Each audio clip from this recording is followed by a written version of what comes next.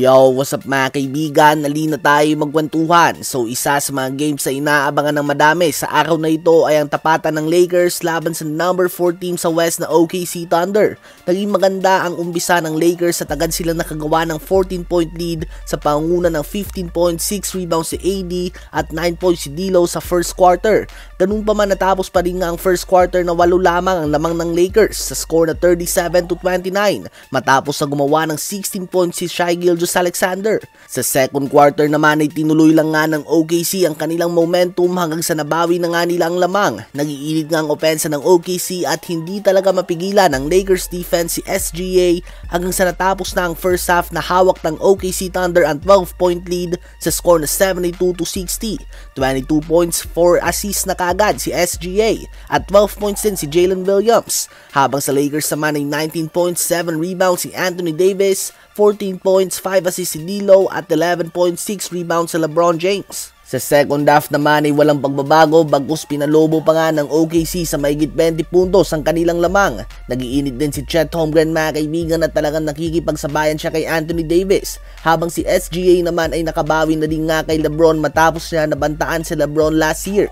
Sa uli ay nakuha ng OKC ang very dominant win at nanguna dyan ang 33.7 assists si SGA, 21.7 assists si Jalen Williams at 18 points, 5 rebounds si Chet Holmgren. Sa Lakers naman ay 31 points, 14 rebounds si AD at 21 points, 12 rebounds, 6 assists sa LeBron. Ngayon ay tumungo naman tayo kay Patrick Beverley. Noong off-season ay nilabas nga ng ESPN ang top 100 NBA players patungo sa season na ito. Si Paolo Banchero ay ranked number 30 at ranked 52 naman si Franz Wagner.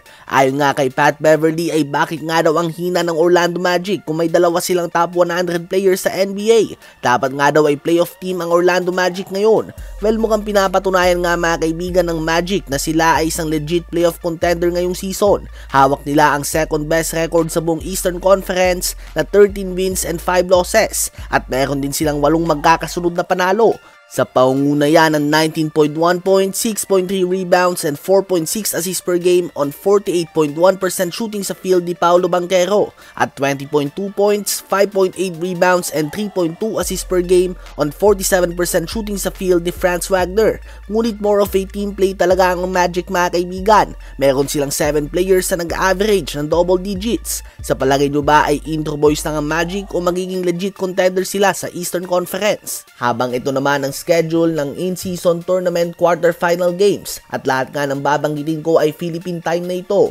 December 5, Tuesday, 8:30 AM ay magkakaharap ang Boston Celtics si Jason Tatum at Indiana Pacers si Tyrese Haliburton.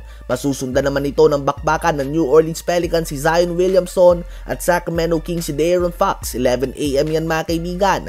At susunod na araw ay 8:30 AM ulit. New York Knicks si Jalen Bronson laban kay Giannis at sa Milwaukee Bucks. At 11 AM naman ay LeBron James versus Kevin Durant. Lakers versus Suns nga yan mga kaibigan. Again, knockout game lahat ito.